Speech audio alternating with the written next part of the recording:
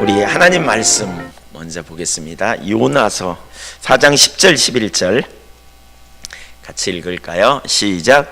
여호와께서 이르시되 네가 수고도 아니하였고 재배도 아니하였고 하룻밤에 났다가 하룻밤에 말라버린 이 박넝쿨을 아꼈거든. 하물며 이 큰 성읍 니느웨에는 좌우를 분별하지 못하는 자가 12만여 명이요 가축도 많이 있나니 내가 어찌 아끼지 아니하겠느냐 하시니라. 아멘. 주님의 은혜가 함께 하시기를 축복합니다. 오늘 요나에게서 배우는 신앙, 혹은 요나서에게서 배우는 신앙인데요, 혹은 요나서에서 배우는 하나님 마음, 알 수 있는 하나님 마음, 이런 부문입니다. 우선 요나서가 뭔지 잘 모르는 분들을 위해서 간단히 요나서 이야기를 좀 나누겠습니다. 요나는 북왕국 이스라엘에서 활동했던 선지자입니다. 하나님께서 그를 통하여 니느웨에 회개의 메시지를 선포하라고 하십니다.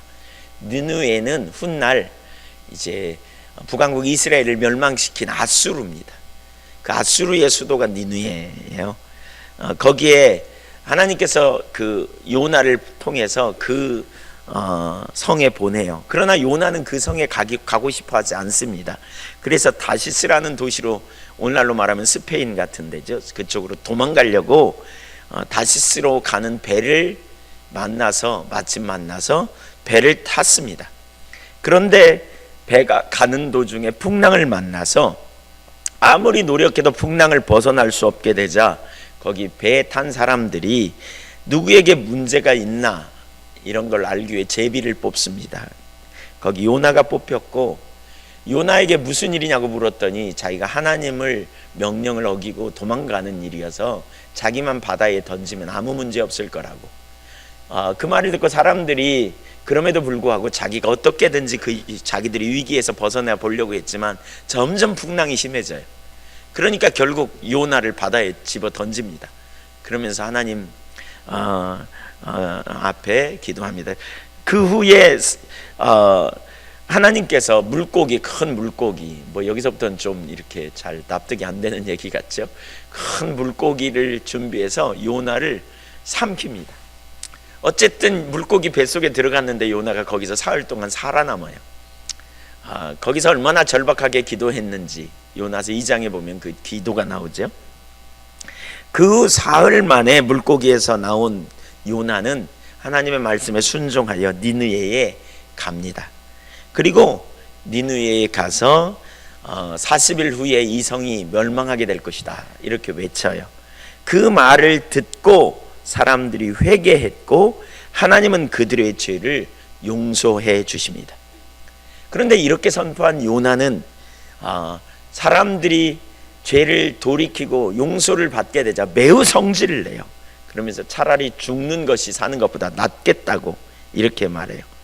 그래서 하나님께서 광야에 있는 요나에게 박넝쿨을 준비해서 그를 서늘하게 했다가 또 벌레를 보내가지고 그 박넝쿨을 쓸어서 박넝쿨이 말라 비틀어져 가지고 그가 매우 불평하고 원망할 때에 네가 박넝쿨 하나 너를 위해서는 아끼면서 이 좌우를 분별하지 못하는 12만 명이나 되는 사람들을 내가 어찌 아끼지 아니하겠느냐 이렇게 말씀하시면서 하나님의 마음이 무엇인지를 가르쳐 줍니다.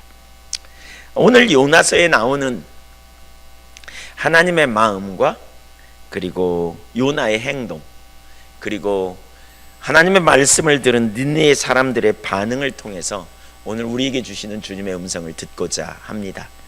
첫째, 하나님의 마음. 하나님은 요나에게 일어나 니느웨로 가라고 하십니다. 요나서 1장 1절과 2절을 한번 볼까요? 여호와의 말씀이 아미떼의 아들 요나에게 임하니라. 이르시되 너는 일어나 저 큰 성읍 니느웨로 가서 그것을 향하여 외치라. 그 악독이 내 앞에 상달되었음이니라 하시니라. 니느웨는 매우 큰 성읍이었어요. 아주 큰 성읍, 사흘길을 걸어가야 될 정도의 큰 성읍이다, 뭐 이렇게 말하고 있으니까요.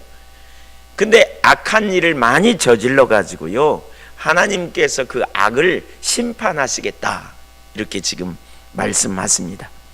그런데 바로 심판하시려고 하시는 즈음에 하나님은 요나를 그 성에 보내시지요. 그리고 요나를 통해서 이제 그 성에게 심판하겠다 이렇게 전하라고 해요.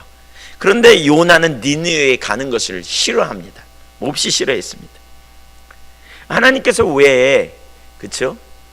니느웨를 심판하시겠다고 하셔놓고 몹시 싫어하는 요나를 보내셨을까요? 그냥 심판하시겠다고 말씀하시면 그냥 심판하시면 되잖아요. 근데 왜 요나를 보내서 너네 심판받는다? 너네 심판을 당한다? 그 두 번째 요나가 결국 가게 되면서 그렇게 말하잖아요. 40일이 지나면 심판받는다? 이렇게 말하잖아요. 왜 40일의 유보를 두고 왜 심판한다는 말을 전하게 하셨는가 하는 거예요. 원래 하나님의 마음은요, 의도는 사실 심판이 아니었어요. 어떤 사람이 그러잖아요.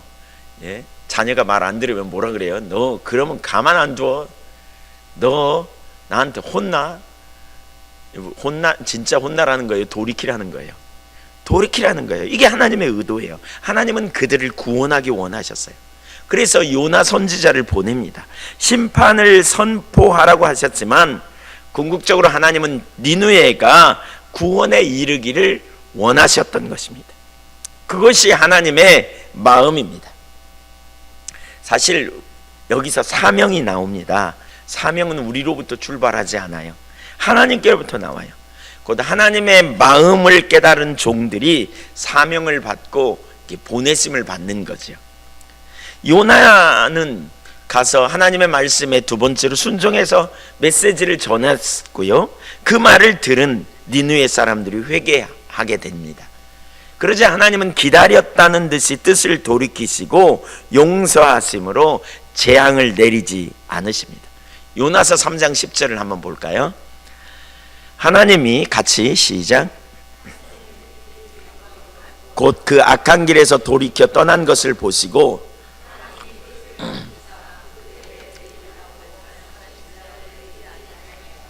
네, 그런 하나님의 마음. 하나님은 원래 니느웨를 심판할 마음이 없으셨어요. 하나님은 니느웨를 돌이키기 원하셨어요. 그런 하나님의 마음을 모르고 니느웨를 멸하지 않는다고 몹시 불평하는 요나에게 하나님은 요나서 4장에 보니까 박넝쿨을 통해서 교훈을 가르쳐요. 거기서 우리는 다시 하나님의 마음이 뭔지 사실 분명히 알 수 있어요. 요나서 4장 5절 이하로부터 11절까지 좀 볼까요? 요나가 성읍에서 나가서 그 성읍 동쪽에 앉아 거기서 자기를 위하여 초막을 짓고 그 성읍에 무슨 일이 일어나는가를 보려고 그 그늘 아래에 앉았더라. 요나가 왜 성 밖에 나가서 광야에서 그 성을 바라봤을까요? 하나님이 이미 그 성을 용서하셨음에도 불구하고 요나는 밖에 나가가지고 저 성을 반드시 하나님이 멸하셔야 돼. 그리고 기다리고 있는 거예요. 요나가 참 하여튼 철없어요. 두 번째 우리가 살펴보겠지만 6절 읽어볼까요? 시작.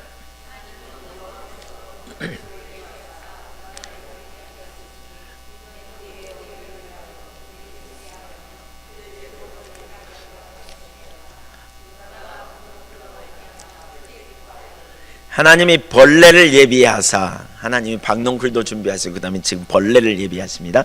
이튿날 새벽에 그 박넝쿨을 갉아먹게 하심에 시드니라.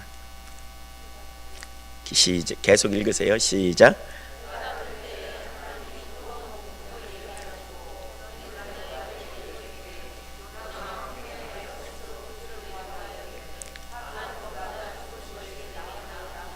하나님이 요나에게 이르시되 내가 이 박넝쿨로 말미암아 성내는 것이 어찌 옳으냐 하시니 그가 대답하되 내가 성내어 죽기까지 할지라도 옳으니이다 하니라.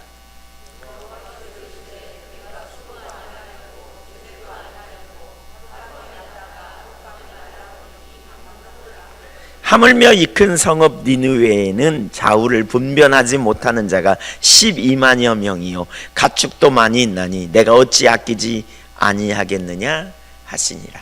이 요나서의 마지막은요 질문으로 끝납니다. 답이 없어요. 우리가 답을 하라는 거예요. 예. 그러니까 이런 거죠.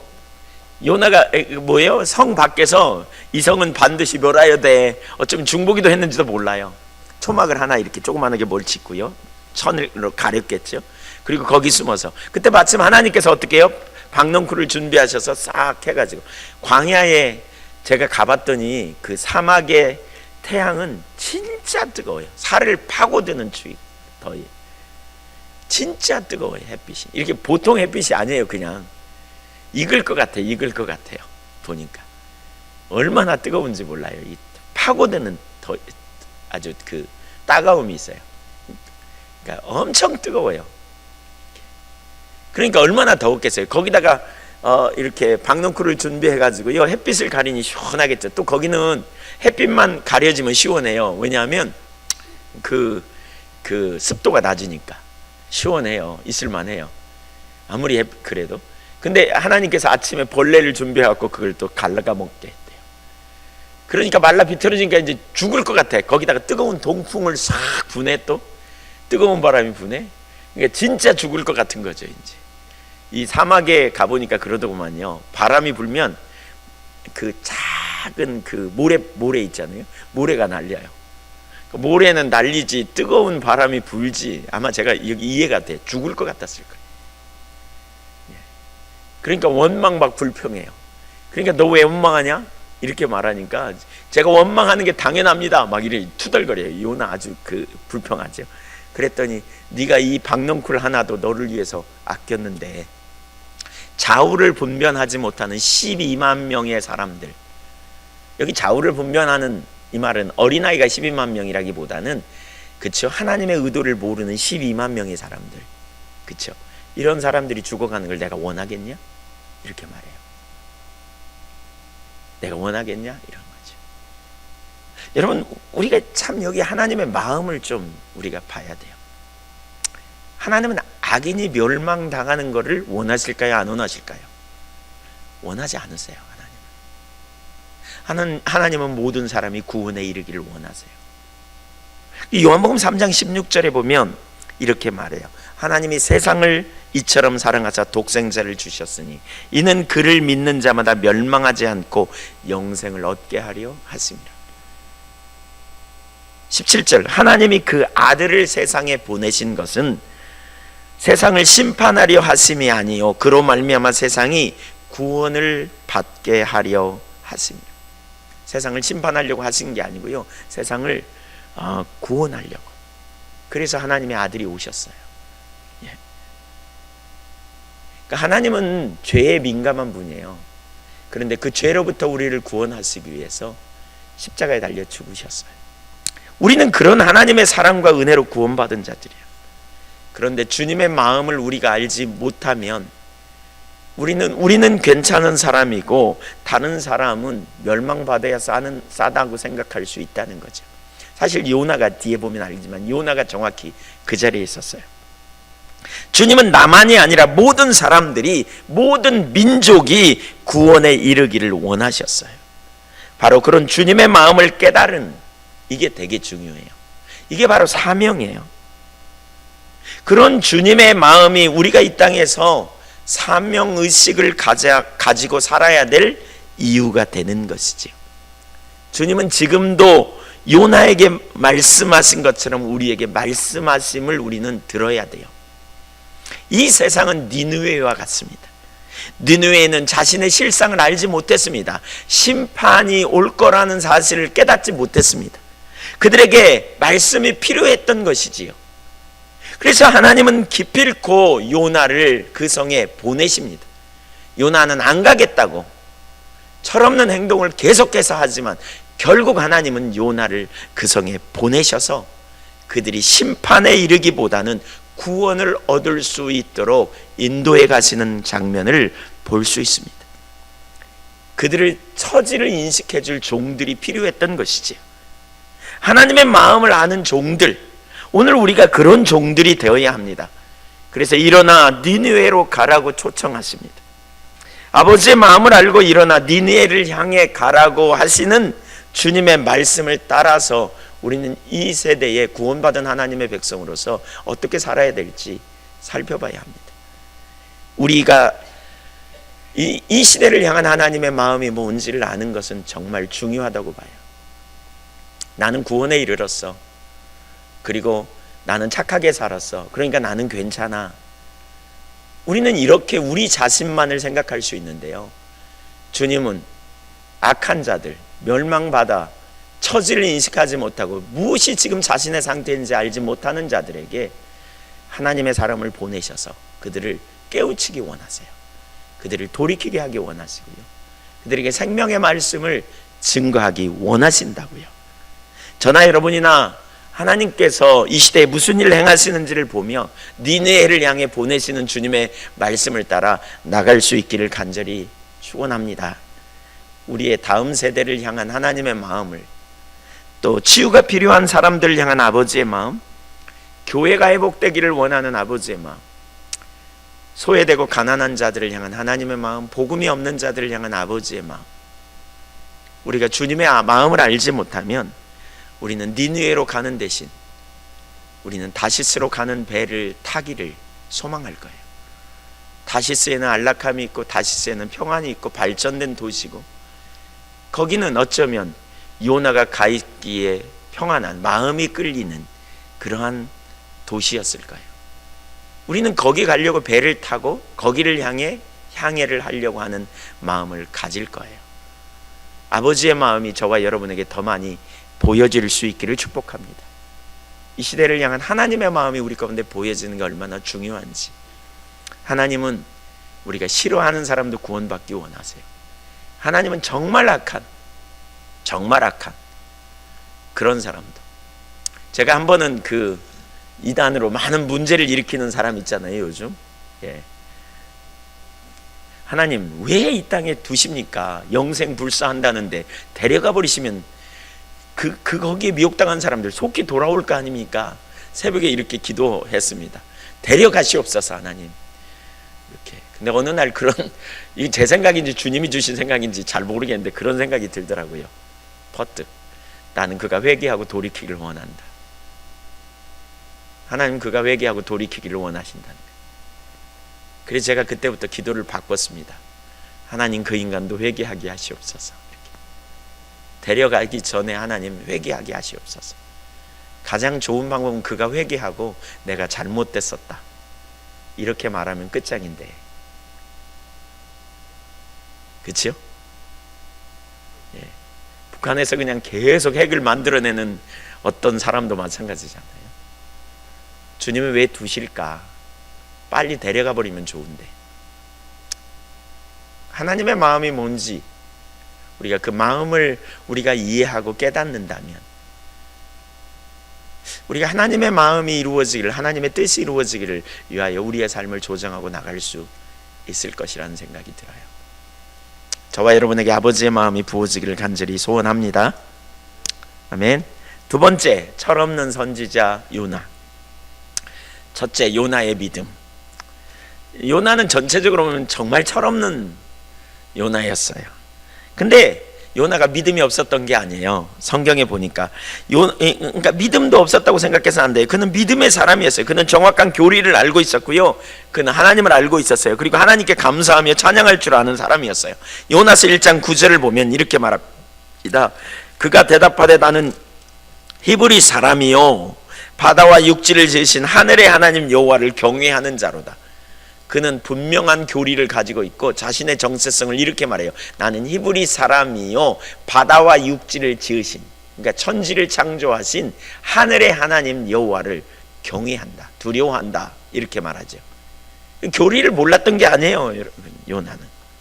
요나서 2장 2절 이하를 볼까요? 그는 물고기 뱃속에서 기도하고 있는 장면을 보면 정확하게 2장 2절부터 9절까지 쭉 내용을 보면요, 정확하게 그는 하나님을 알았어요. 이르되 내가 받는 고난으로 말미암아 여호와께 불러 아뢰었더니 주께서 내게 대답하셨고 내가 수오르 뱃속에서 부르짖었더니 주께서 내 음성을 들으셨나이다. 주께서 나를 깊음 속 바다 가운데에 던지셨으므로 큰 물이 나를 둘렀고 주의 파도와 큰 물결이 다 내 위에 넘쳤나이다. 내가 말하기를 내가 주의 목전에서 쫓겨났을지라도 다시 주의 성전을 바라보겠다 하였나이다. 하나님이 어떻게 나를 이렇게 버릴 수 있어? 이게 아니고요, 그는 하나님을 찾고요. 하나님 주의 성전, 주의 성전이 뭐예요? 하나님의 임재가 있는 것. 바꿔 말하면 그는 신앙의 본질이 뭔지 알았어요. 하나님께 돌아가야 결국 회복이 있다는 걸 알았어요. 하나님 찾았다니까요. 하나님 찾았어요. 정확하게 참 신앙이 뭔지 알았어요. 그 뒤에도 쭉 읽어보면 그래요. 시간이 없어서 그냥 넘어가겠지만 요나는 하나님을 알았어요. 신앙이 뭔지도 알았어요. 요나서 4장 2절 하반절을 보면 이렇게 말합니다. 앞부분 좀 띄고 중간부터 보면 이렇게 말합니다. 주께서는 은혜로우시며, 같이 읽어볼까요? 시작. 주께서는 은혜로우시며 자비로우시며 노하기를 더디하시며 인애가 크시사 뜻을 돌이켜 재앙을 내리지 아니하시는 하나님이신 줄을 내가 알았음이니이다.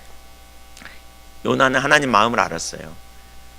은혜로우시며 자비로우시며 노하기를 더디하시며 인애가 크시며 재앙을 내리지 아니하시는 하나님인 줄을 내가 알았습니다. 요나는 이미 선지자였어요. 1절에 보면 우리말 성경에는 안 나와 있는데요, 와우라는 동사가 있어요. 그래서 영어 성경의 대부분은 now로 시작해요. 그러니까 뭐죠? 하나님의 말씀이 갑자기 임한 게 아니라 계속 임하는 가운데 지금 이 말씀이 임했다, 그 말이에요. 그는 이미 선지자였어요. 그는 이미 하나님께 쓰임받은 사람이었어요. 그는 신실한 어쩌면 믿음의 종이라고 할 수도 있어요. 그는 교리를 알았고 하나님이 누구신 줄도 알고 하나님 따르는 기준이 뭔지도 알았어요. 문제는 뭐냐? 그는 머리로 알았지만 결정적인 순간 자기의 생각과 다르니까 하나님의 길을 따라가기는 자기 방법으로 가버린 거예요. 사실 저는 목회하면서 개인적으로 제가 때로는 그런 자리에 서려고 할 때가 이렇게 있는 걸 가끔 봐요. 하나님의 길을 따라갈 때 우리 삶에 놀라운 승리가 있는데 하나님의 길을 따라가기보다는 자기 생각, 그러니까 머리로는 하나님의 길이 뭔지 아는데 난 그 인간 싫어, 아이고 난 그 인간 쳐다보기도 싫어. 우리가 이렇게 돼요. 어떤 때는 그냥 마음으로 접죠. 그러니까 하나님의 마음이 어디에 있는가가 아니라 내 기분이 어떤가에 따라 우리가 반응하는 요나. 그럼 두 번째 요나의 불순종과 순종을 볼까요? 요나에게 하나님은 일어나라 이렇게 말씀하시고 요나는 즉각적으로 일어났어요. 그런데 그가 즉각 일어났으나 그는 하나님의 말씀을 따라 니느웨로 가지 않고 다시스로 도망합니다. 그는 하나님의 말씀에 불순종합니다. 1장 2절 읽어볼까요? 같이 읽어보죠. 시작. 너는 일어나 저 큰 성읍 니느웨로 가서 그것을 향하여 외치라. 그 악독이 내 앞에 상달되었음이라 하시니라. 그러나 요나가 여호와의 얼굴을 피하려고 일어나 다시스로 도망하려 하여 욥바로 내려갔더니 마침 다시스로 가는 배를 만난지라. 여호와의 얼굴을 피하여 그들과 함께 다시스로 가려고 뱃삭을 주고 배에 올랐더라. 여기 나오는 요나는 참 철없는 선지자인 것 같아요. 그는 선지자였지만 하나님의 뜻에 관심이 없는, 자기 감정에 따라 행동하는 이기적인 선지자라고 볼 수 있어요. 아마도 요나는 니느웨에 큰 상처가 있지 않나 싶어요. 사실 이 아수르는 이스라엘의 영원한 적이었어요. 어쩌면 요나는 북왕국 사람으로서 이스라엘 그 아수르의 침국을 받으면서 니느웨에 어쩌면 자기 가족 중에 한 사람을 잃었을 수도 있지 않나, 저는 이런 생각이 들어요. 뭐 그건 제 생각입니다만 얼마나 싫어하는지 몰라. 난 절대로 니느웨가 용서받으면 안 돼, 이런 의식을 가지고 있었던 것 같아요. 근데 하필 하나님이 그런 사람을 뽑아갖고 가라 그래, 니느웨. 그렇죠? 이게 참, 저는 여기에 또 깊은 뜻도 있다고 봐요. 좀 옆으로 간 얘기지만, 옆으로 가지 않아요. 같은 내용인데, 나중에 아수르에 의해서 북왕국 이스라엘이 멸망하잖아요. 근데 이 기회를 통해서 이스라엘이, 그러니까 뭐죠? 니느웨 사람들이 하나님을 만나잖아요. 회개하잖아요. 그래서 나중에 보면 북왕국 이스라엘이 포로로 잡혀갔을 때 하나님 그 뭐죠? 거기서 유업을 얻고요, 이스라엘 백성들을 선대해요. 거기서 그들이 믿는 하나님을 믿도록 해줘요. 거기서. 그러니까 아마 이걸 통해서 하나님께서 그런 일을 예비하신 게 아닌가, 이런 생각도 들더라고요. 요나서를 읽으면서. 하나님이 어쨌든 여기 나오는 요나는 결국 하나님의 말씀에 불순종하고 다시스로 도망가 버립니다. 그의 이런 행동을 두고 성경은 뭐라고 말하느냐? 3절에 그러나 요나가 하나님의 얼굴을 피하려고 일어나 다시스로 도망했다. 여기 하나님의 얼굴이라는 말로 번역된 그 말은 하나님의 임재입니다. 임재. 하나님의 임재. 예. 그러니까 그는 하나님과 관계를 깨뜨립니다. 죄가 뭐냐? 관계가 깨지면 죄가 돼요. 하나님을 떠나면 죄가 되는 거죠, 결국. 그래서 하나님의 말씀에 불순종해요. 불순종하면 하나님의 관계가 깨뜨려지고요. 그래서 하나님의 그 임재에서 피하는 자리에 가는 거죠. 어쨌든 그는 하나님의 임재를 떠나요. 하나님을 피해요. 사실 여러분, 우리가 하나님을 떠나 어디로 숨는 것은 불가능해요. 가능한 일이 아니에요. 그러나 그는 그럴 수 있다고 굳게 믿었던 것 같아요. 성경에 하나님의 사람들은 그것이 불가능하다는 사실을 알았거든요. 욥기 7장 19절에 보니까 주께서 내게서 눈을 돌이키지 아니하시며 내가 침을 삼킬 동안도 나를 놓지 아니하시기를 어느 때까지 하시리까? 침을 삼킬 동안도 주님이 나를 놓지 않는다. 언제나 보신다. 시편 139편 7절 8절 내가 주의 영을 떠나 어디로 가며 주의 앞에서 어디로 피하리이까? 내가 하늘에 올라갈지라도 거기 계시며 수월에 내 자리를 펼치라도 거기 계시니이다. 하나님은 어디든지 계신다. 불가능하다는 거죠, 하나님 피할 수 있는 게. 근데 요나는 그렇게 생각했어요. 너무나 재미난 게요, 하나님 피해서 난 그렇게 못하겠다는 거예요. 내 의견과 안 맞아서, 내 뜻과 안 맞아서, 내 마음과 안 맞아서 나는 그 인간들 싫어하는데 하나님은 나를 거기 보내가지고 거기 가라는 거 나 싫다는 거죠. 그래서 요나는 하나님의 얼굴을 피하여 다시스로 도망가려고 그랬어요. 근데 참 재미난 게 마침 부두에 가니까 다시스로 가는 배가 딱 있는 거 있죠. 얼마나 절묘한 타이밍이에요. 예. 정말 내가 다시스로 가는 게 하나님 뜻 같았어. 도망가는 게 하나님 뜻 같아. 이건 정말 주님의 거기 니느웨 가는 게 이거 아닌 것 같아. 딱 예비됐어요. 그는 정말 하나님의 얼굴을 피할 수 있다고 생각했어요. 다시스로 가가지고. 그런데 그것은 열린 기회가 아니었어요. 결국 그는 어떻게 됩니까? 풍랑을 만나 바다에 빠쳐집니다. 그리고 물고기 뱃속에서 그는 3일 동안 보냅니다. 거기서 뭘 깨달았을까요? 아, 하나님의 얼굴을 피할 수 없구나. 내가 하나님의 얼굴을 피하여 어디로 가겠는가? 도망가는 거 틀렸다. 불가능하구나. 흥미있는 사실은 그가 하나님을 떠날 때 하나님으로 말미암아, 그러니까 하나님으로 인하여서 그 한 배에 탄 사람을 구원하셨어요. 이게 참 재밌는, 읽다가 보니까 재밌더라고요. 요나가 어쨌든 그 배에 탔어요. 왜 타요? 도망가려고요. 그런데 하나님의 관심이 요나에게 있었어요. 요나를 통해서 일하려고 하니까 그가 가서 잘못했을지라도 그는 물속에 빠졌지만 그 배에 탄 사람이 서원하거든요. 하나님의 역사를 보면서. 그래서 한 배에 탄 사람들을 구원하셨어요. 그리고 그가 말씀에 순종하여 니느웨에 갔을 때 한 도시를 구원하셨어요. 하나님의 사람들을 통해 하나님이 일하세요. 하나님의 사람들이 어디를 가든지. 그래서 우리가 계속해서 주님과 교제하고 있으면 정말 주님께 놀랍게 쓰임받는다는 사실을 볼 수 있는 것 같아요. 그는 물고기 뱃속에서 나온 후에 하나님께서 다시 사명을 하나님께로부터 받고 그가 갑니다. 요나서 3장 2절 일어나 저 큰 성읍 니느웨로 가서 내가 내게 명한 바를 그들에게 선포하라 하신지라. 원문으로 읽으면요, 원문대로 읽으면 일어나라, 가라, 이 두 가지 명령이 바로 앞에 나옵니다. 히브리어는 이렇게 강조하는 순서대로 나오거든요. 일어나라, 가라, 예, 이렇게 말해요. 그 말을 듣고 요나가 순종하여 갑니다. 여기 내가 내게 명한 바를 그들에게 선포하라 이렇게 말하잖아요. 근데 이걸 원어로 보면 내가 내게 명할 바를 선포하라 이런 의미로 해석할 수 있어요. 그래서 어떤 번역은 이제 그렇게 번역하고 있어요. 그러니까 하나님이 주시는 메시지를 가서 전하라는 거죠.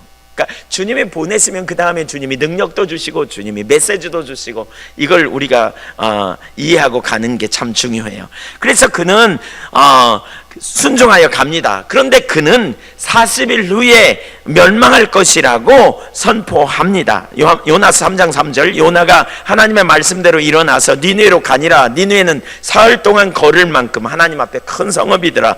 요나가 그 성읍에 들어가서 하루 동안 다니며 외쳐 이르되 40일이 지나면 니느웨가 무너지리라 하였더니, 요나는요 마음속으로 확신을 갖고 있었어요. 40일 지나면 이 성 반드시 멸한다. 여러분, 그러니까 요나가 가서 선포할 때 좋은 마음 갖고 선포했겠어요? 이 인간들 멸망될지어다. 너네 좀 있으면 다 망한다. 이런 확신을 갖고 갔던 것 같아요.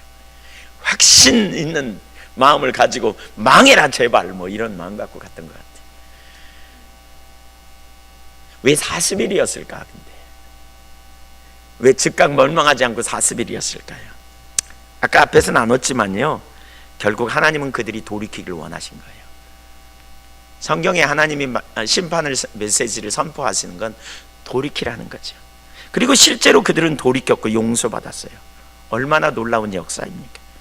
그러나 이것을 요나는 기대하지 않았습니다. 그래서 싫어했습니다. 요나는 저들이 멸망하기를 원하여 선포했어요. 저들이 망하는 것을 보고 싶어 했습니다. 왜 그럴까요? 뭐가 문제일까요? 요나는요 하나님의 마음을 알지 못했기 때문입니다. 세 번째 보세요. 요나는 하나님의 마음을 몰랐다 그랬는데 사실은 하나님의 마음을 알았지만 몰랐어요. 하나님의 마음을 알았지만 몰랐어요. 무슨 얘기냐? 하나님의 마음을 알았지만 자기 뜻과 다르니까 하나님의 진짜 의도를 따라 순종하지 않았다는 거예요. 그래서 요나는 철없는 선지자였다고 할 수 있어요. 우선 그가 불순종한 이유가 뭔지 요나서 4장 2절을 보면 이렇게 말해요. 요나서 4장 2절 같이 읽어볼까요? 시작.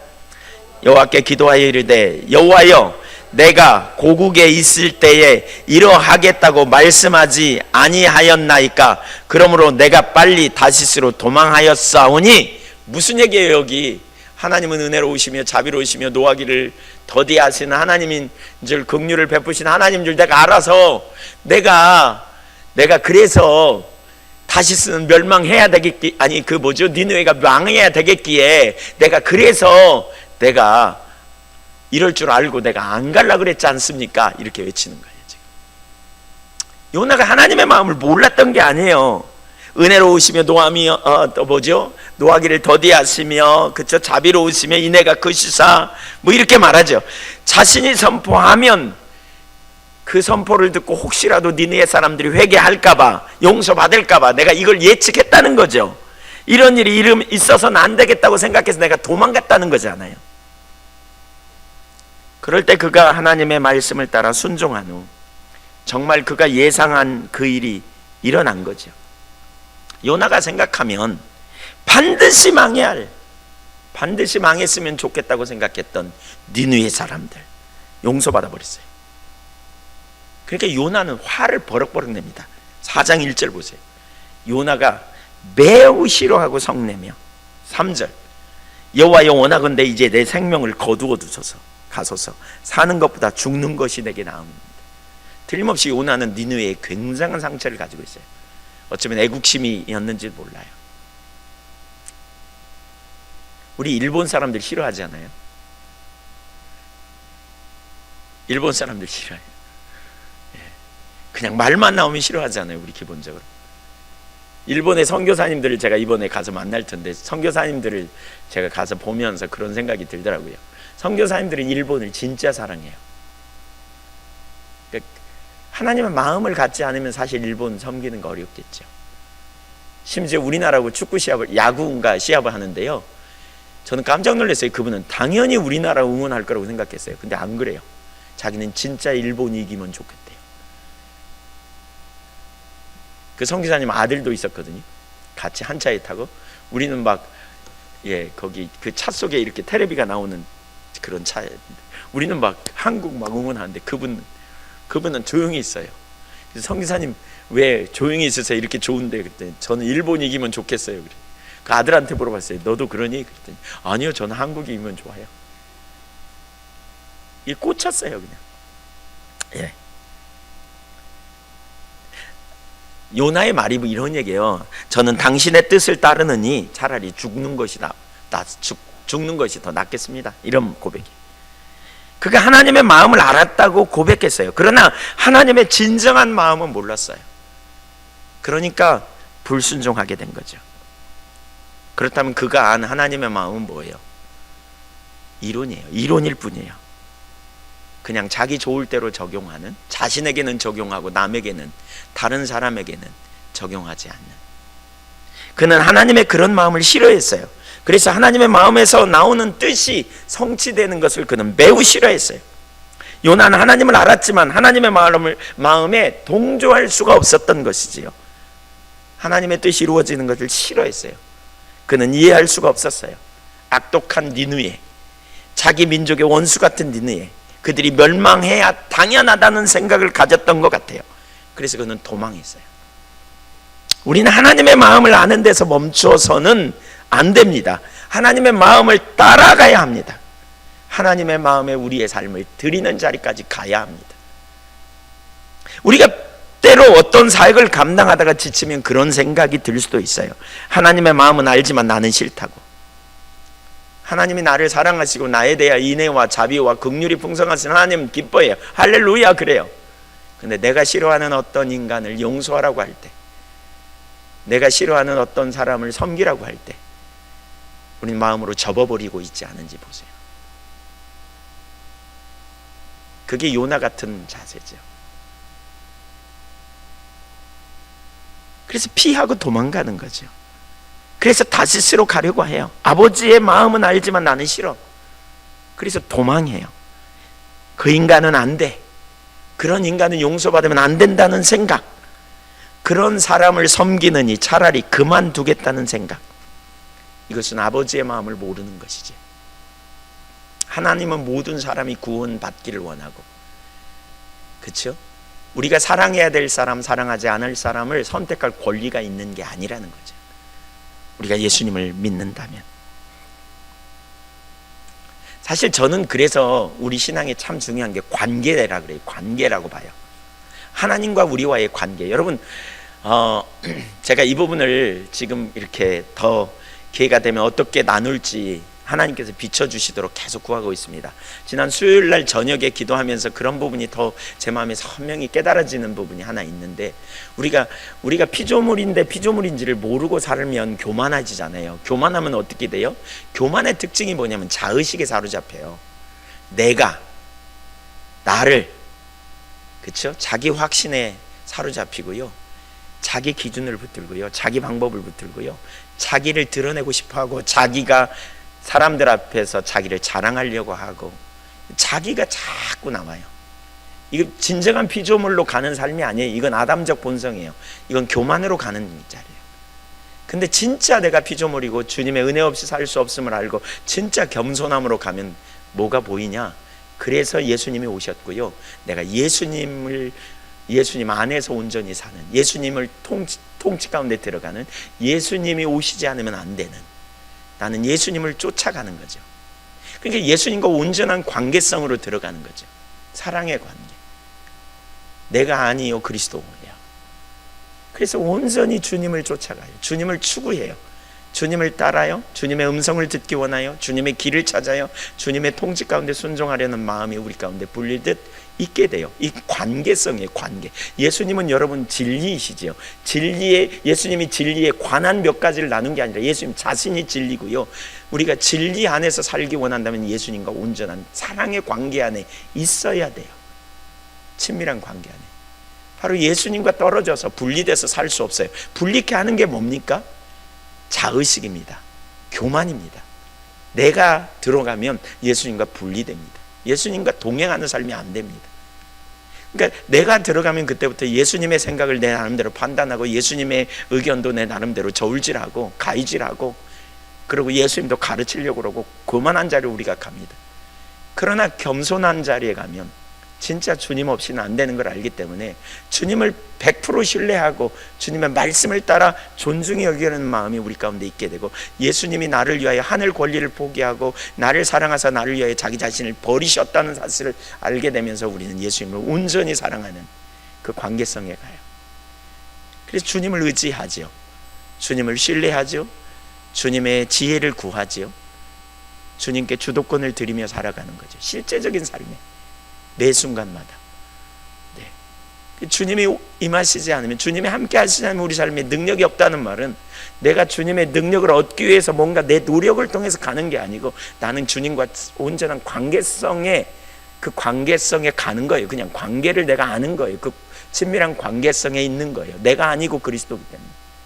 내가 어떻게 해야 성화되는 게 아니에요. 나는 그냥 예수님을 믿는 거예요. 사랑의 그 주님을 내가 온전히 신뢰하는 거예요. 그냥 나를 위해 오신 그 주님을 내가 찾고 그분의 말씀을 듣고 따라갈 때 그분이 우리의 삶을 때를 따라 돕는 은혜도 주시고 능력도 주시고. 뭐가 잘 안 돼요? 기분이 안 좋아요? 그때마다 주님 앞에 제가 주님 절 도와주세요 라고 구할 때 주님이 우리의 관점을 바꿔주시고, 주님이 우리에게 능력을 부어주시고, 우리에게 평강을 부어주시고, 우리 삶을 주관해 주시는 이런 삶이 되는 것이죠. 관계가 깨지면 문제가 돼요. 우리는 어떤 사람이 살아가면 그 사람의 사역을 봐요. 그 사람이 열매를 봐요. 어떻게 그렇게 잘할 수 있는지. 영국 BBC 방송국에서요, 성 테레사 수녀, 인도의 그 마더 테레사 그 수녀를 이렇게 취재했대요. 취재하면서 따라다니면서 질문하니까 갑자기 마더 테레사가 그러더래요. 그 기자한테 이렇게 말하더래요. 왜 당신은 내 일에만 관심이 있냐고, 나를 고용하신 분에 대해서는 관심이 없냐고. 사실 나는 내 일이 이게 내 일이 아니고 나를 고용하신 분의 일이라고. 왜 그분에는 관심이 없냐고. 여러분, 우리가 이 땅에서 죄를 이기고 세상을 이길 수 있는 비결이 뭐냐? 주님과의 온전한 관계성, 사랑의 관계성이에요. 여러분, 우리가 수도 없이 나눴지만 우리가 우리 자신을 의지하는 삶을 그만두면요, 이게 진짜 내가 아닌, 그게 갈라디아서 2장 20절을 가지고 오늘 설교할까 제가 그러면서 정리하다가 나중에 더 많이 비춰지고 나눠야 되겠다. 내가 아니고 이제 내가 사는 것은 내가 아니에요. 내가 아니라는 게 뭐예요? 내가 아닌가? 나를 과신하는 거, 그렇죠? 나의 길을 따라가는 거, 내 지혜를 붙드는 거, 내 방법을 붙드는 거, 내가 나누는 거, 주님 앞서지 않는 거, 이게 내려지면, 그래서 예수님을 내가 의지하는 거죠. 예수님을 보는 거죠. 순간순간 예수님. 이 온전한 관계 안에 있을 때 우리가 어떻게 해요? 승리가 있어요. 내가 나를 바꾸려고 노력해서 바꿔지는 게 아니에요. 그냥 그 주님, 그 사랑의 주님과의 온전한 관계성이 있어요. 내가 주님을 의지해요. 나를 건지신 분은 예수님이에요. 내가 그 주님을 의지하는 거죠. 매 순간마다. 그때 그 주님이 나를 인도해 가시는 거죠. 내가 두려움이 있을 때 주님 저의 마음을 지켜주세요. 저 두려워요 라고 말할 때 주님이 평강의 마음으로 우리를 바꿔주시는. 아세요? 이 관점이 변하면 쏜살같이 자유함이 있는 거 아세요? 예, 주님이 그 관점을 쏜살같이 우리에게 바꿔주셔서 평강을 부어주시고 지혜를 부어주시고 길을 내주시고, 예수님과 우리와 분리되는 관계로 내가 예수님을 어떻게 잘 섬겨볼까, 이게 아니고 예수님과 우리와는 하나 되는 관계. 그분이 우리를 위하여 구원하셨고 그분이 우리 안에서 사시는 삶, 친밀한 사랑의 관계, 이 삶이 되는 이 관계성에 있을 때 우리가 주님의 마음을 알고 주님을 기쁘시게 하는 자리에 서는 거죠. 사실 요나의 마음은 주님과 하나 되지 않았죠. 자기가 나오죠. 자기 생각에, 자기 견해에, 자기 감정에, 자기 욕심에. 우리가 때로는 살면서 인간관계로 부딪히기도 하고 자존심 상하는 일도 일어나요. 근데 결국 우리의 성숙의 과정에 그래요. 예수님과 친밀한 교제 안에 있으면 예수님의 뜻이 무엇인지를 따라가는 거죠. 계속 예수님이 우리의 왕이니까 내 뜻을 내리고 예수님 뜻에 순복해 가는 거죠. 계속 그렇게 따라가다 보면 어떤 순간 우리가 변화되는 거죠. 성화의 삶으로. 그냥 내가 성화를 하려고 무슨 노력을 해서 뭔가 막 열심히 뭔가를 해서가 아니라 그렇게 신뢰하고 사랑의 관계가 될 때, 순종하고 따라갈 때 전환되는 삶이 되는. 요나의 문제는 지금 하나님과의 관계성에 문제가 있는 거죠. 그 밑바닥에는 사실 복음을 잘 몰랐기 때문이고요. 우리 모두가 죄인임을 알지 못해서 그렇죠. 그러니까 좋은 사람, 싫은 사람을 판단하고서 그들을 용서하면 안 된다는 생각을 갖게 되는 것이지요. 성경은 모든 인간이 죄를 범했고 하나님의 영광에 이르지 못했다. 우리가 자꾸 우리 마음으로 누군가를 판단하면서 정죄하는 자리에 가고 그를 후욕하고, 특별히 최근에 우리 한 교회에요, 말로 인한 문제가 좀 다시 있는 것 같아요. 보니까 여러분 말 조심하세요. 다른 사람에 대한 부정적인 말하는 거 진짜 조심해야 돼요. 이거 잘라야 돼요. 마귀가 말세지 말에 말로 인해 성도들을 넘어뜨린다 그러잖아요. 이런 이야기들이 자꾸 있는 것 같아요. 좀 뭐 다 그런 건 아니지만 일부에 후욕, 그러잖아요. 그냥 나는 가만히 있는데 누가 나에 대해서 부정적인 얘기 했다 그러면 공격 오면 뒤집어지잖아요. 예, 속이 불편하잖아요. 근데 이런 부분은 우리 정말 조심해야 돼요. 남에게 얘기하는, 남 얘기하는 거 괜히 우리가 마귀에게 쓰임 맞는 거죠. 근데 어쨌든 우리가 하나님과의 관계 안에 있을 때 우리가 그런 삶을 사는, 우리가 하나님의 긍휼을 받은 자임이 분명하다면 우리는 하나님이 보시는 대로 다른 사람을 봐야 된다, 볼 수 있다. 모든 사람이 죄인이에요. 그래서 자꾸 제가 너나 나나 똑같아 그러잖아요. 그러니까 우리가 은혜 거치면 다 비슷하다. 그래서 우리가 그분이 하시는 일에 우리의 삶을 드릴 수 있는 거죠. 그러나 교만하고 자의식에 빠지면 판단하고 정죄하고 이기적이 되는 요나처럼 그는 자기를 서늘하게 해줄 박넝쿨을 아끼면서도 하나님의 마음이 있는 니느웨가 멸망하는 것을 그토록 바랐던 사람. 이것은 신앙이 아닙니다. 신앙은 하나님의 마음이 있는 곳에 우리 마음을 두는 것입니다. 하나님의 뜻이 이루어지는 것에 우선순위를 두는 것이죠. 우리도 언제든지 바로 요나와 같은 자리에 설 수 있습니다. 하나님의 마음을 안다고 하면서 그러나 나는 못하겠다고, 그러나 그런 인간은 이 땅에서 없어져야 된다고 우린 너무나 쉽게 판단하고 정죄합니다. 그건 잘못된 것입니다. 하나님의 마음을 아는 데서 그치면 안 돼요. 마음을 따라 우리 삶을 헌신할 수 있어야 돼요. 우리가 그렇게 기도하시자고요. 하나님과 친밀한 교제 안에서 하나님의 마음이 곧 우리의 마음이 되는, 때로는 우리가 주님 따라가다가 너무 싫어가지고 우리가, 그렇죠? 그래서 우리가 어떻게 해요? 다시스로 도망가려고 하죠. 배를 타고. 네. 근데 하나님의 낯을 피하여 도망갈 수가 없어요. 하나님의 마음을 알고 우리가 하나님의 뜻을 순복하고, 때로는 용서할 수 없는 사람도 우리가 용서하고 축복하고 그 영혼이 구원받기를 위해 우리가 믿음으로 섬기는 그런 저와 여러분이 되기를 간절히 원합니다. 하나님이 사랑하는 사람을 사랑할 수 있게 해달라고 우리가 기도해야 되겠어요. 정말 싫은 일도 그러면 우리는 기쁨으로 순종할 수 있을 겁니다. 여러분, 하나님의 마음이 저와 여러분에게 더 부어지기를 간절히 축복합니다. 마지막 세 번째, 니느웨에 임한 하나님의 부흥. 말씀 앞에 어떤 자세를 가져야 하는가를 보여주는 부분입니다. 하나님의 보내심을 받은 요나는 하나님의 말씀대로 40일이 지나면 니느웨가 무너지리라고 선포했습니다. 그러자 니느웨 사람들이 놀랍게도 반응하기 시작합니다. 요나서 3장 5절, 니느웨 사람들이 하나님을 믿고 금식을 선포하고 높고 낮은 자를 막론하고 굵은 베옷을 입은지라. 우선 여기 재미난 표현이 있어요. 그러니까 놀라운 표현은 그들은 요나의 메시지를 듣고요 믿었다는 거예요. 하나님을 믿었다는 거예요. 여러분, 그들은 하나님을 모르는 사람입니다. 그들은 하나님의 말씀을 이렇게 평상시에 들었던 사람이 아니에요. 몰랐던 사람이에요. 더군다나 그들은 강대국이었어요. 더군다나 그들에게 선포하는 요나의 마음은 사랑의 마음, 긍휼의 마음, 하나님의 마음이 잘 전달되기를 원하는 마음으로 선포된 메시지도 아니었을 거예요. 요나가 기도하면서 하나님, 저들이 이 메시지를 듣고 돌이키게 하옵소서 이러면서 했을 리가 없어요. 그냥 가서 그냥 의무감에 거예요. 근데 그럼에도 불구하고 저들이 믿고 금식을 선포하고 높고 낮은 자를 막론하고 굵은 베옷을 입고 뒤집어졌다는 거죠. 너무나 놀라운 일이 일어났어요. 너무나 놀라운 일이. 사실 이게 하나님의 뜻이 있는 곳에 이런 놀라운 역사가 일어나죠. 이건 전적인 하나님의 은혜라고 볼 수 있는 것 같아요. 그들은 정말 놀라운, 그러니까 부흥의 시작이 언제냐? 사실 여기 요나서 3장은 니느웨에 일어난 부흥이거든요. 니느웨라는 도시에 일어난 하나님이 보내신 부흥, 회복과 부흥, 그리고 부흥의 시작은 하나님의 말씀 앞에서 자신의 처지를 인식하는 데서부터 시작하죠. 그러기 위해서 뭐가 필요하냐? 말씀 앞에 정직한 직면, 하나님의 말씀이 그런가 자신을 살피는, 이것이 부흥으로 가는 길입니다.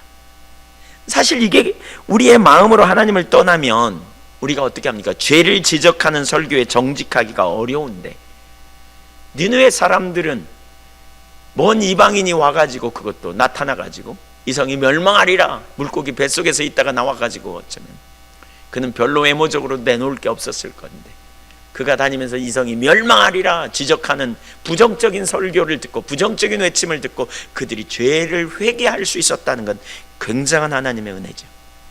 우리가 보통 부흥을 위해 기도할 때 많이 나누는 기도가 역대하 7장 14절이잖아요.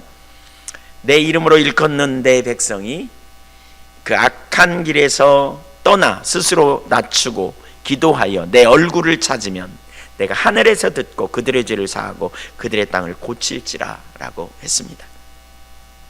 요나를 통한 선포를 듣고 처지를 인식한 사람들은 회개하기 시작했습니다. 그 소식을 들은 왕 자신도 회개하고 전 국민들과 회개할 길을 제시하는데, 역대하 7장 14절의 말씀과 정확하게 일치됩니다. 그들이 먼저 뭐 했느냐? 자신을 낮추고 회개하기 시작합니다. 그리고 하나님의 얼굴을 구합니다. 하나님을 찾기 시작합니다. 그러면서 악한 길에서 떠나는 일을 하기 시작해요. 이 역대하 7장 14절에 우리말 번역은 순서가 좀 잘못됐어요. 악한 길에서 떠나가 첫 번째가 아니라 제일 마지막이에요, 원어적으로. 그러면 왜 이렇게 번역했는지 잘 모르겠어요. 네 번째예요, 순서가.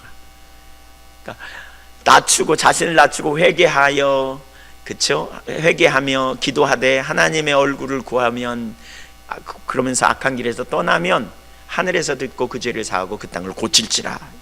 이 요나서 3장 7절 보세요. 왕과 그의 대신들이 조서를 내려 니느웨에 선포하여 이르되 사람이나 짐승이나 소떼나 양떼나 아무것도 입에 대지 말지니 곧 먹지도 말 것이요 물도 마시지 말 것이며. 금식은 회개를 의미하는 거죠. 8절 사람이든지 짐승이든지 다 굵은 베옷을 입을 것이요. 이거 회개를 의미해요.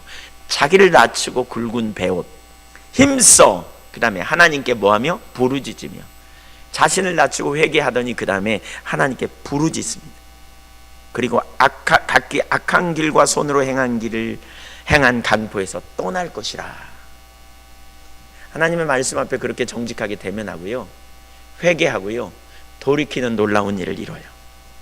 니느웨 사람들이 그렇게 기도했어요. 자신을 낮추고 금식하고 베옷을 입고 하나님께 부르짖었어요. 하나님과의 관계, 부흥은 결국 하나님과 진정한 관계로 돌아오는 거잖아요. 이게 하나님의 의도예요. 하나님과의 온전한 관계, 하나님 자신을 구하는, 하나님을 찾는, 그러면서 하나님의 길이 아닌 것을 내 삶에서 내리는 거죠. 거듭 나누지만 결국 이거예요, 여러분. 우리가 계속해서 하나님과의 관계가 새로워지려면 이거예요. 하나님 자신을 찾고 구하되 하나님이 안 기뻐하는 것을 내리는 거예요. 자꾸 내 뜻을 자꾸 내리고 하나님의 뜻을 따라 우리의 삶을 조정해 가는 거예요. 하나님께 주도권을 드리는 거죠. 여러분, 우리가 죄를 범해서 우리가 하나님 없이 살았던 게 뭐예요? 내가 산 거잖아요. 내 방법, 내 뜻, 내 길, 그쵸? 내 욕심, 내 육체의 마음과 원하는 욕망대로 살았잖아요. 그러면 돌이키는 게 뭐냐? 이제 예수 그리스도를 믿는 게 뭐냐? 자꾸 내 뜻을 내리고 예수 그리스도의 뜻대로 우리가 가는 거예요. 그분의 말씀에 따라가고 그분의 뜻을 쫓아가고 그분과 순종하는 자리에 가고. 그러니까 이렇게 말하면 관계가 안 된 채로 이렇게 하려고 그러니까 힘들어요. 관계가 안 되면. 내 안에 능력이 없기 때문에 하나님의 아들이 오셨고, 그래서 우리가 지난주에 사랑의 관계가 중요하죠. 그분의 사랑을 아는 게 되게 중요해요. 이걸 알면 어떻게 해요? 그분의 뜻을 따라가는 게 어렵지 않아요. 그거 외에는 대안이 없기 때문에. 그리고 친밀한 교제 안에 있어야 이 삶이 가능해요. 주님이 참된 생명인 줄 알기 때문에 그분의 말씀을 따르고 그분의 길을 따라가는 게 능력인 걸 알아요. 내가 등장하면 교만이라니까요. 하나님과 나 사이에 내가 자꾸 나를 드러내고 나를 나타내고 내가 드러나기를 원하는, 내가 살면 쏜살같이 주님을 놓쳐요. 교만이 뭐예요? 자의식에 사로잡히라는 거죠. 사로잡히는 거라 그랬잖아요. 내가 아니야. 이제 난 그리스도를 의지하고 살기로 했어. 그러니까 지속적으로 자기 뜻이 발견되면 내리고 주님의 뜻에 맞추는 거예요. 근데 이게 쉽지 않죠. 왜요? 우리가 살아온 버릇이 있거든요. 삶의 습관이 있거든요. 저는 욕망대로 살았어요. 누가 나를 힘들게 하면 어떻게 해요? 내가 마음속에 부글부글 끓어오르잖아요. 예, 뭐 뒤통수를 한 대 뭐 깐다든가 뭐 아니면 욕이라도 한다든가. 그래야 내 속이 시원해. 내가 그렇게 했는데 상대편이 내 말을 들어주면 내 말이 시원해. 우리가 이렇게 내내 살아왔기 때문에 후욕도 하고, 우리가 이렇게 내내 살아왔기 때문에 시기질투도 하고, 이렇게 내내 살아왔기 때문에 우리가 용서가 안 되고, 그래서 우리는 다시스로 가는 배를 타려고 하는 거죠. 그래서 우리는 다시스로 가는 배를 타요. 안 하겠다는 거예요. 그게 요나가 되는 거죠.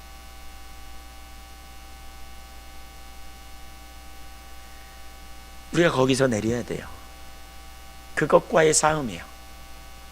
무엇보다 정말 중요한 게 그래서 하나님과의 관계예요. 친밀한 관계. 친밀한 관계의 시작은 뭐냐? 내가 내려지는 거예요. 자기를 부인하라는 게 그거죠. 네가 주인 노릇하지 말고 내가 주인 노릇하도록 가라는 거예요.